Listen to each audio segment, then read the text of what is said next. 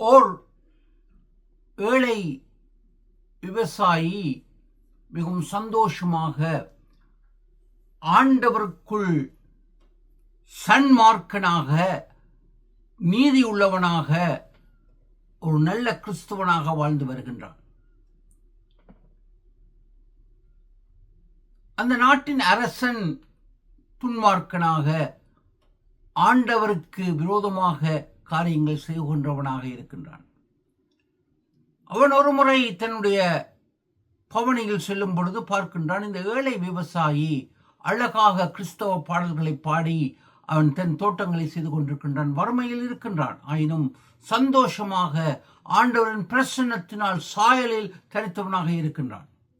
அரசன் மந்திரியம் கேட்கின்றான், என் ராஜ்யத்தில் இப்படி ஒருவன் சந்தோஷமாக இருக்கின்றானா? யார் இவன் என்ற பொழுது அவனை குறித்த வரலாறை கூறிய பொழுது அரசன், சரி, ஒரு செயல் செய்கின்றேன், 99 பொற்காசுகளை கொண்டு வாருங்கள், அதில் அந்த சாக்கில் 100 பொற்காசுகள் உனக்கு அன்பளிப்பாக தருகின்றேன் என்று எழுதி அவனுடைய வாசலில் வைத்துவிட்டு செல்கின்றார்.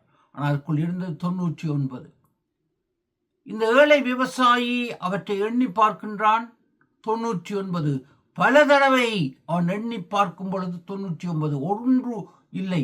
இதை எப்படி 100 ஆக்குவது என்று சிந்தித்து தன் சந்தோஷத்தை இழந்தான், இறை ஐக்கியத்தை இழந்தான், ஆலயத்துக்கு செல்வதை விட்டான். அவன் கஷ்டப்பட்டு அவன் ஒரு பொற்காசை சம்பாதிக்க வேலை செய்கின்றான். சமாதானத்தை இழந்து அந்த உலகத்துக்கு மாயைக்குள் சிக்கிவிடுகின்றான். இதே வண்ணம் நாமும் அழிந்து போகும் இந்த உலகத்துக்காக இறை ஐக்கியத்தையும் சமாதானத்தையும் இழந்து கொண்டிருக்கின்றோமா?